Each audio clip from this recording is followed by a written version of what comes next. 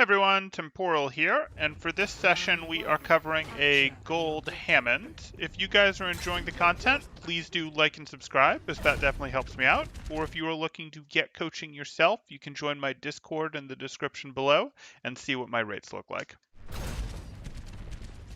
Okay, we're going to take the flank. I like that. What's our comp? We have a Roadhog and a Genji and a Doomfist. So we can hit some pretty hard dives as long as our Doomfist is staged.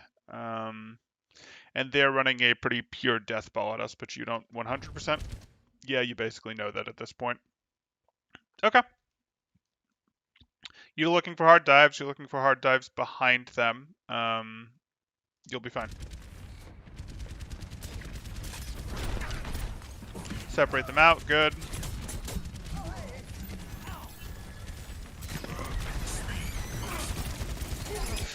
You can't just disrupt them, move them around. You are going to have to hit some combo hard dives with your flankers here. You're going to have to coordinate a bit. Hopefully you're in comps. Yeah, that's good. You hit the slam as your Doomfist is in.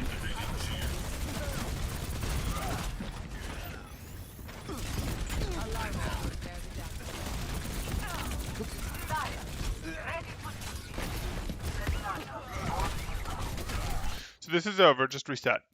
You should give up the point, get out, that's fine, you've already lost 2, and go ahead and not get eliminated so that your supports can heal you back up. Preferably so that your supports can heal you back up rather than the health back. So far what I see is you're doing a lot of disruption on ball. Disruption is good for slowing them down, and disruption is good when you have a more poke-heavy team because it slows them down, it separates them from their barriers and such, it puts them in the open where your team can do a lot of work, but you don't have a poke-heavy team. If you had like an Ashe, an Echo, things like that on your team, knocking them around a lot is good. You're actually going to have to commit for some like swing through, hit them, slam type stuff where you're actually trying to eliminate a specific person or you're actually trying to go for max damage, not just these roll through and then roll through again and then roll through again, because that's like a slow them down type strategy. That's a knock people into the open for your ranged DPS to get eliminations, and you don't have much of that. You have Zen and Bap, those are pretty good poke, but if you look at your like DPS, who are the most consistent finishers, etc., they're divers. They're going to need you to do a little more than just move someone. They're going to want you to like hit the, we boop and then we slam. So you get like 50 from the boop, almost 100 from the slam, and then Genji dashes through for his 50 and the target's eliminated. Or you hit the boot, you hit that, you hit a slam, you get 70 off of the slam, 50 off the slam, whatever, and Doomfist slams in with his own slam and uppercut, and they're eliminated. That's more what you're looking to do with the setup that you have here, not just disrupt them.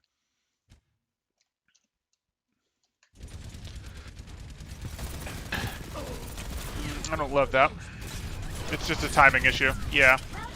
See how you just popped your adaptive shield and you did a roll through and you now have half health? What I don't like is you did this at a time when your team definitely wasn't here. And engagement timing is a really, really big deal as a tank, and that was just too early, even for a distraction, because your distraction ended up costing you your real engagement resources.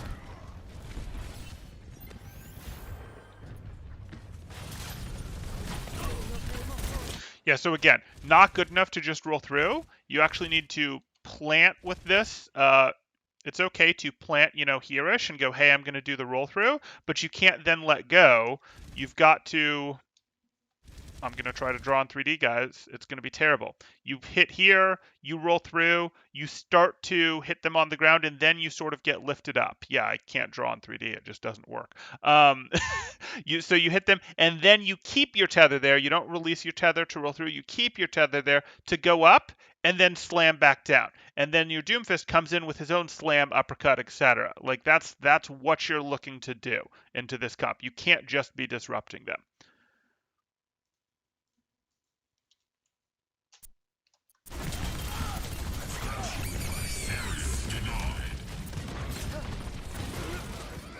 Unfortunate.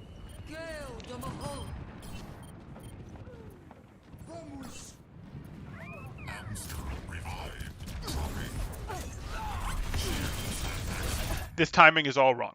You just popped your 2 biggest cooldowns. You still have someone in spawn. You still have multiple people in spawn. Zen hasn't spawned yet. Zarya hasn't left spawn. You've got these 3 here. Your team is not ready for you to do this. Like, that's in a proper engaged type, but the timing is just way too early here. And you see you've used pretty big cooldowns Adaptive Shield and Pile Drive both have meaningful cooldowns that you might not have back when you actually want to take the engage, and that's a problem. It's going to make your actual engage when it matters much weaker.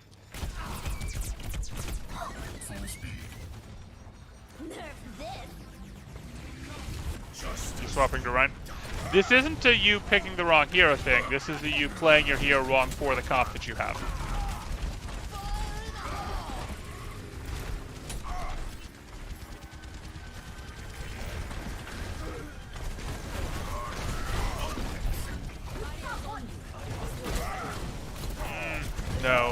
No. Okay, don't swing. Don't shield while you have the trans up. Yeah, swing. Unless you're blocking something specific, like a sleep dart, like a nade, etc. Fine. Shield. Don't fire strike there.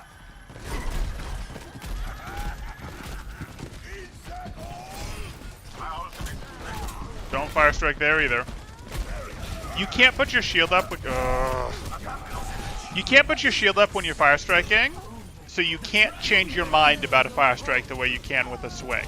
And against a hero like Junkrat, you don't want to be caught in a position where you can't change your mind because, oh shoot, suddenly there's 2 grenades in a mine and I went from 300 health to non-existent.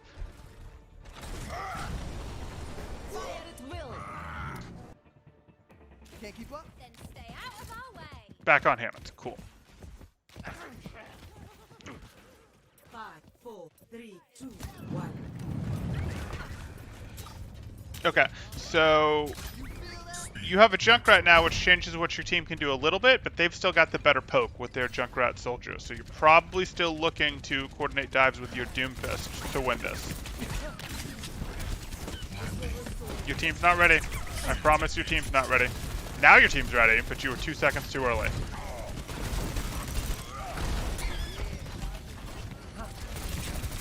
This is fine. Your team's done. Just leave. Just leave. Just leave. Don't stay in. Don't stay in.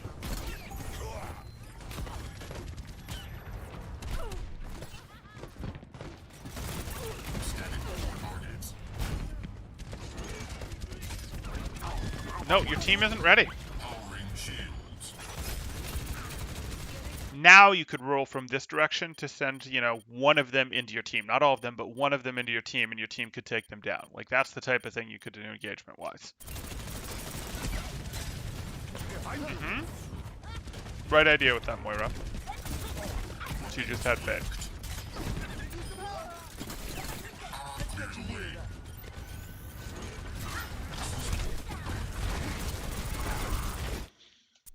Can't really be pushing in right now, but okay.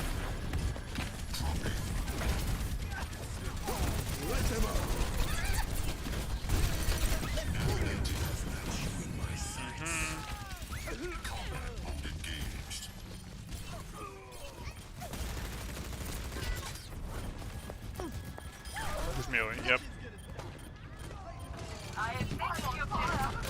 Good job. Angle harder. Fine.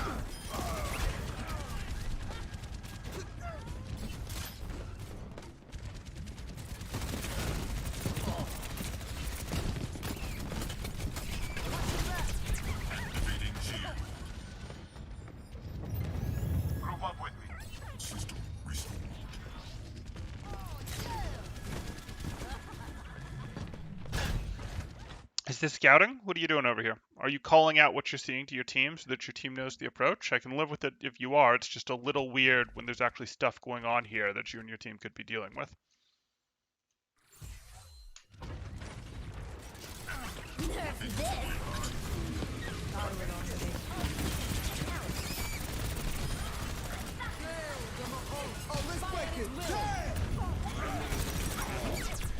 Good job putting her in the grab.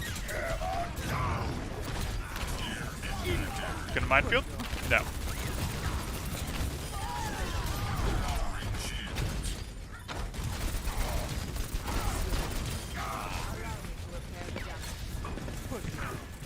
Okay.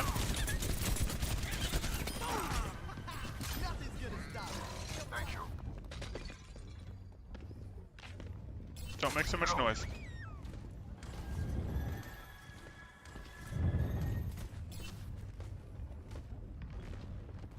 Come on, get the timing right. Don't go early. Nope, that's early.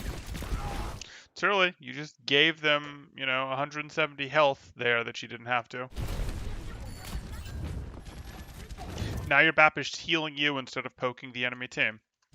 And now your engagement timing and direction is spoiled. This is late. Minefield? Minefield. Minefield. Okay.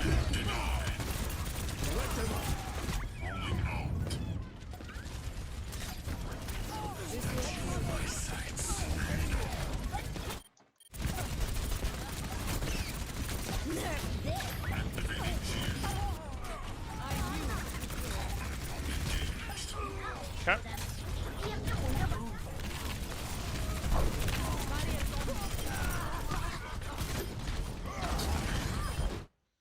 Why do you not like that? Like, you need to practice that more, by the way. You didn't have to use it there, but you do need to practice that maneuver more.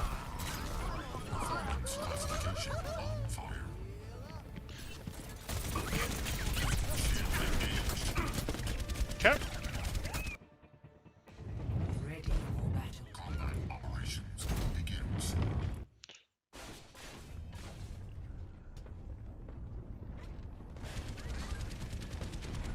Going up the flank, fine with me. Your Reaper's not here, but he's wrong. This is the right timing. Again, why is there so much of a desire to do the straight roll through here as opposed to hit this, go through, roll through them, go up, and then slam down near one or all of them, etc. Either to try to specifically eliminate someone like a Moira, who's of course going to fade out in this situation, or to try to do max damage to them. Like roll through to do damage, then go up and come back down with your tether. That's how you want to plan these consistently. I don't mind the roll through. The roll through is fine, followed by another roll through, etc. But when your team is actually ready to engage, when they're actually in the right position, it's like it's go time, etc. You do generally want the harder commit, at least more so than you're doing. Especially now that you have a brawl heavy team with your Junkrat Reaper type thing, where hey, once they're in the spot, you want to hit them hard. You want to do that whole engage. You want to stay in with your big adaptive shield and do lots of work. Distract them, pull attention to you while those guys chew them up.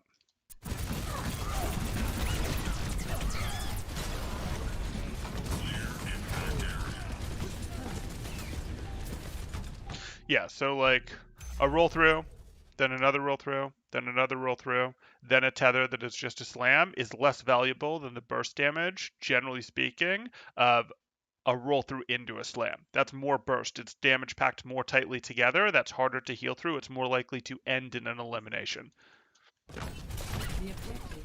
Which is not me saying you can't do roll throughs. Roll throughs are a legitimate technique. You just over rely on them. And when you do go for slams, they tend to just be slams. And if it's just a slam because you're just using your slam, that's actually okay with me. But you're using tethers for pile drivers. And if you're using tethers for your pile drivers, most of the time, I am going to want you to have first hit a roll through, a fireball.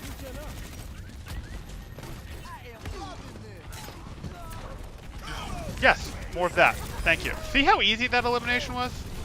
You can do that into a group of 4 or 5. You can do that too, as long as you come from a direction that they're not looking and your team is there ready to dive in on it, ready to follow up on it with brawl, etc.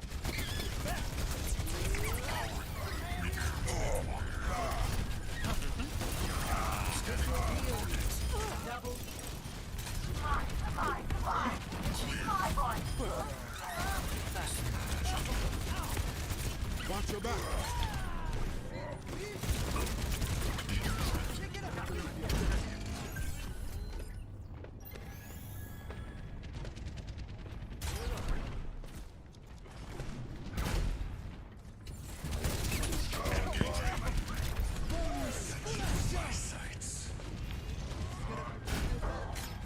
Top speed reached.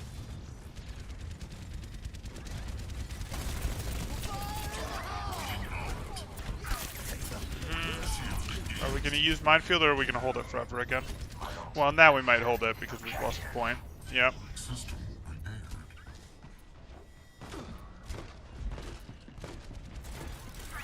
Greetings. It's a good question. It's a good question that I'm just going to dodge at this point. I don't have a strong opinion on that at right this moment.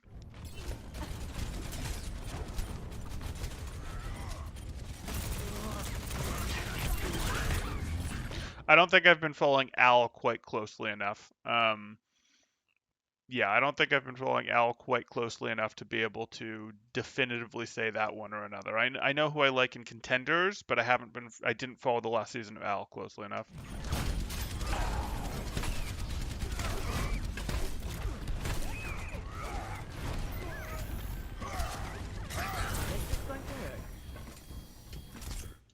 Let's rewind here. I was distracted. Greetings.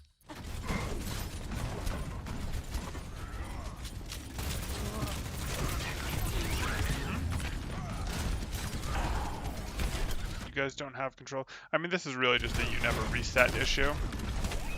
Okay, there's no way out from here. You're just feeding them moral charge by getting that health pack.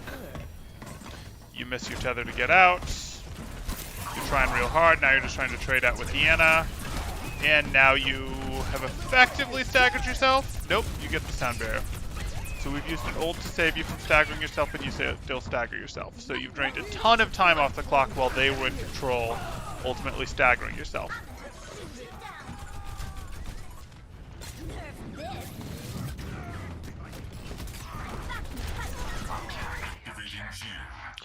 What would I look at to judge a pro ball player? Oof. I'd look at their playstyle. I'd look at their synergy. I'd look at, do they have anything that really makes them differentiated from how other people are playing the ball? Like, I could look at, we'll go back to Winston as an example, just because Winston was something where you had, hey, how people are playing it actually looks a little different. You've got someone like Trill, who is particularly good at the, follow-up damage. Like, one of his teammates hits a direct, and he is really good at jumping in and confirming that finish. That was probably his claim to fame as Winston. Was he the best Winston in the world? No, but he was better at that than most of the other Winstons that you saw. Or you have someone like Mumo where, hey, their primal is pretty good. Or you can get into, okay, well, how does Fisher play his Winston versus how does so-and-so play their Winston? Oh, so-and-so is really particularly survivable, whereas so-and-so plays a lot more with baiting the vision, etc. So, like, you really get into how do they do it. You can do the same thing with Tracer, where, if we want to look back at Season 1 Tracers as an example,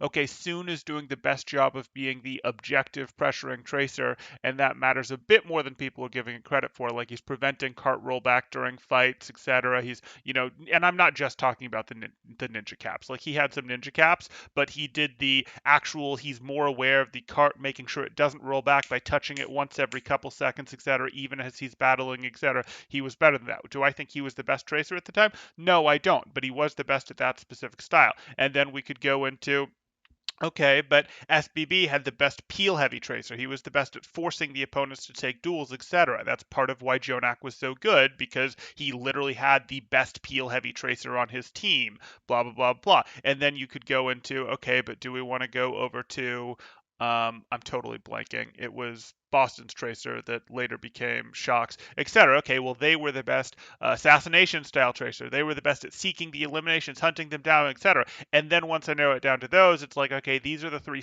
styles that I feel have any real value, and which of these do I think consistently gets the best payoff? And we'd go, okay, I don't think it's this type, this objective type, even though there's a claim here. I think it's going to be this peel heavy or this, assassination heavy, most damage done style, etc. Okay.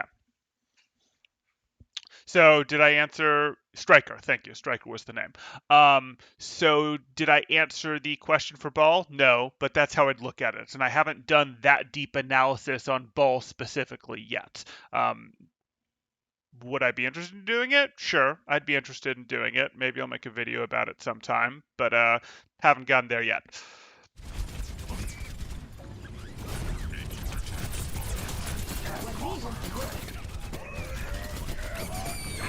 Denied.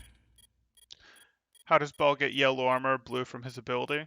Well, Ball can get yellow armor. How does he get yellow armor, blue from his ability? He has armor because Ball naturally has about 100 armor, I believe, and he gets the blue stuff from popping his adaptive shield.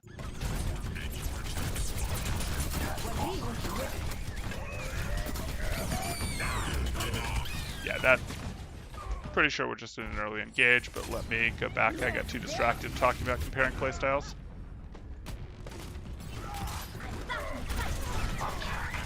I'm shocked that there's not a minefield here. Like, I am shocked that there is not a minefield right here to make this team just go, oh shoot, what do we do? We're stuck in this fight now, and, you know, his team is coming out here, etc. That said, no, I guess I'm not shocked because you came out way too early with this rollout. Your Junkrat's in spawn, your Reaper just left spawn. Never mind. I was thinking you'd timed this reasonably, and you hadn't. This is just way early. Again.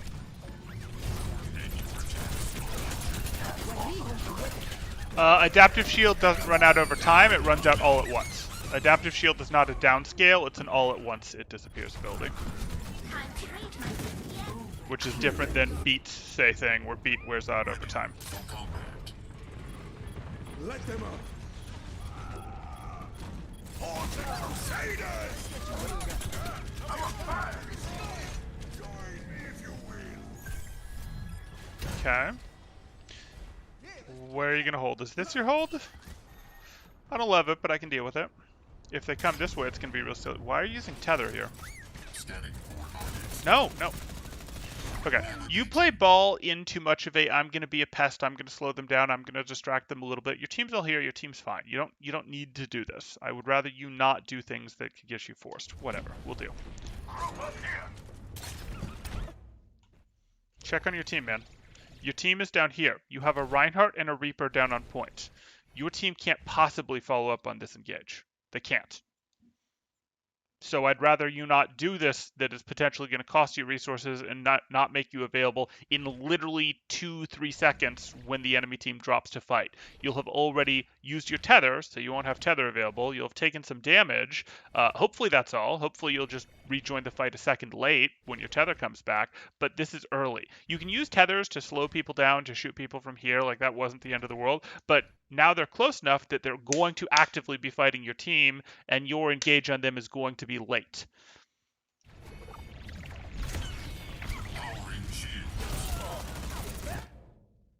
Your Reinhardt and your Reaper can't fight them here. Why are you forcing a 3v6? It hurts. Okay, your Reinhardt came up here.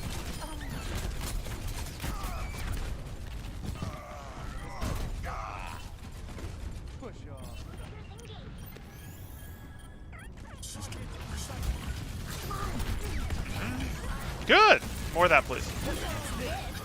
Easy dodge. Watch the Lucio, yep.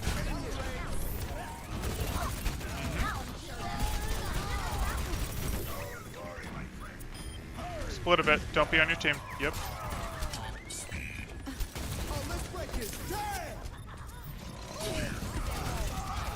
Too slow on that slam. Slam needs to happen pretty much right after you're off.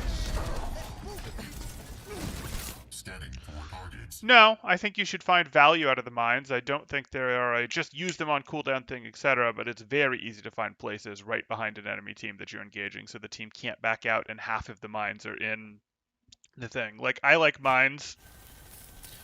For example, if his team had been here when he'd done his roll through, and then he'd put mines here, that would make this team very uncomfortable. They couldn't retreat the way that they wanted to retreat. They'd have to go this super long way, etc. And some of the mines would be in their field messing with them, etc. That's how I like mines deployed.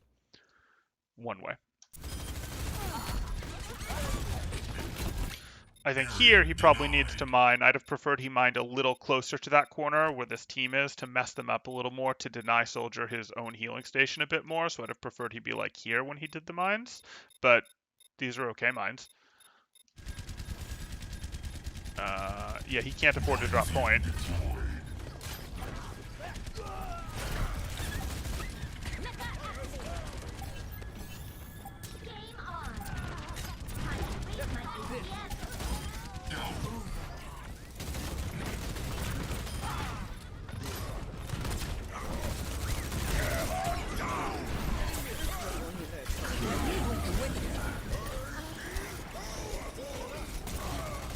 Let them up.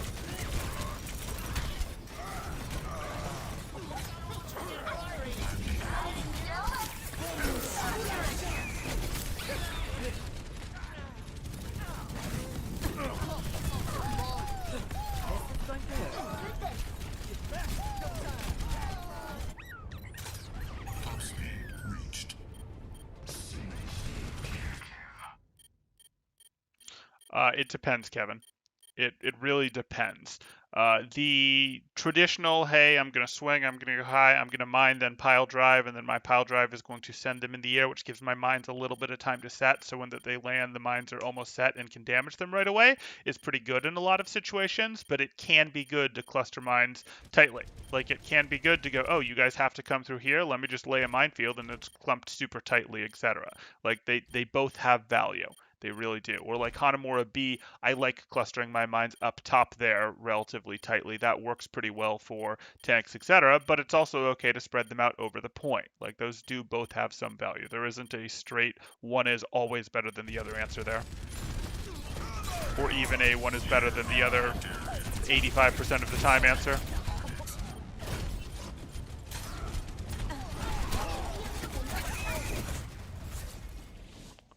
Victory.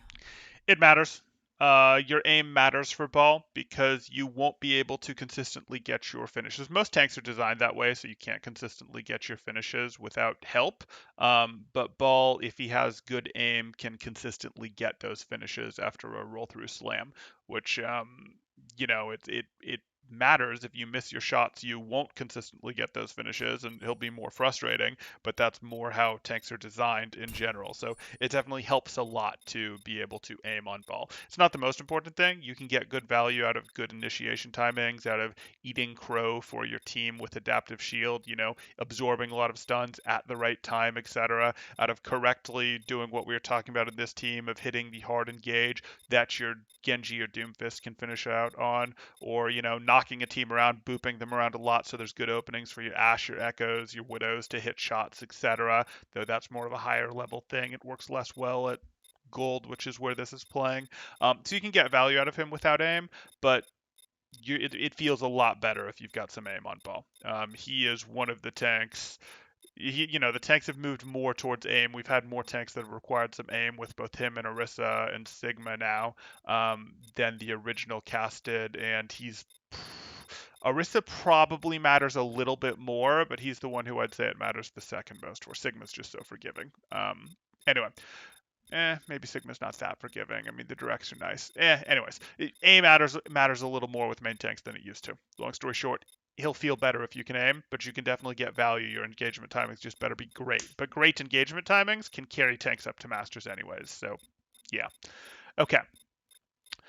If there's any questions, throw them up in chat. Otherwise, for you, Demon J, the two things that you're going to want to work on are your engagement timings. You have lots of times when you're going in where your team just isn't ready to follow up. We saw when you were coming out of spawn there, you went in way early. That was just a recent example. We saw you staggered yourself wildly on the other one. We saw engagement timing issues again on the first point where you came out of spawn and just immediately went in and your team isn't with you. Even though ball moves really fast, you can use that time to stage where you want to, but you don't actually want to go in a lot of the time until your team is actually ready. You don't want to go in and then not have your pile drive, not have your adaptive shield, or have spent a lot of health, or be finding a health back when your team is ready to go in. Because especially if you want controlling the engagements with comms, your team will go in while you're away. Your team will go in when they're ready, not when you're ready. So you have to, if you're not controlling the engages on comms, you have to very much go, hey, I am going to go in when it's natural, when it's easy for my team to go in, etc. And that is going to make playing as a tank so much easier.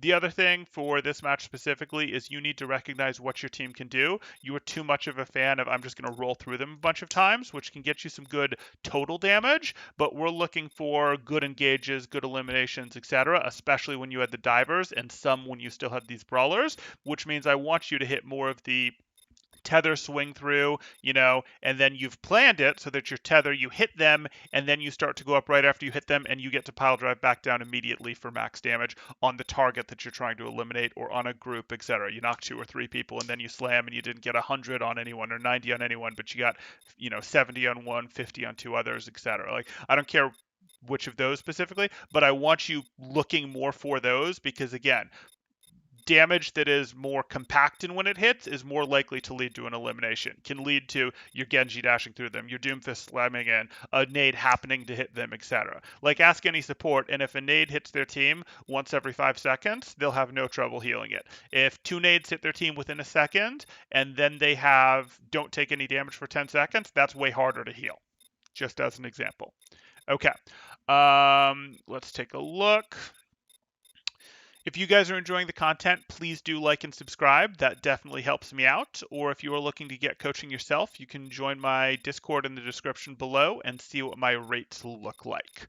So, yeah, he does aim like a Tracer main. He's sort of like a spherical Tracer. Yeah, I mean, Tracer plays a lot. Tracer and tanks share a fair bit, and Ball is the closest tank to Tracer in terms of their understanding of space, their understanding of engagement timing, their understanding of flank control, their understanding of I can either get the elimination or I can be the distraction that lets my team get the elimination. Like, tank players, Ball players transition pretty well into Tracer if that's something they want to do. Which tanks sync best with Ball? Not necessarily at GM top level. At low levels, I find teams like to have Rein and Ball because low teams aren't going to like not having their Reinhardt. Sorry. That's unfortunately how low teams go for some of you guys. At higher levels, it depends. I mean, we just had the Ball Sigma meta. Those guys don't really have great synergy themselves. It's sort of a net power thing. It's sort of it's a compromised comp that got run for a bit there where it was part poke, part dive, etc. Ball can run with Monkey for strong dives. Ball can run with Zarya, we've seen successfully, though it's not my absolute favorite. Ball can run with Hog, of course, and Ball's even been run with Orisa okay. Like, Ball's pretty flexible. Ball is sort of like the main tank equivalent of Roadhog, where Roadhog for the longest time didn't have a defined main tank partner. It's like, it's Orisa sort of. Or you could try to force him with Reinhardt, or you could do other things. He was sort of he doesn't really have a fixed partner the way Zarya's partner was Rein, D.Va's partner was Winston, etc. He didn't have that fixed partner. It was Orisa kind of. And Ball is sort of that for main tanks right now, where his partner is, he sort of has a partner, but really he can work with Winston, he can work with Zarya, he did just work with D.Va, he's okay with Hog, he's kind of flexible right now. So I wouldn't worry too much. Honestly, it kind of doesn't matter what your teammate picks. If you're trying to learn Ball, you'll learn how to play Ball with all of them. Is there a teammate that I particularly don't like with Ball? No. I think Ball works okay with all of them right now for the ladder. Yeah. Okay. It looks like that's what we've got. So I will talk to you guys later. I'm going to take a break, but I'll put some more stuff up later this evening. Thanks, guys. Temporal out.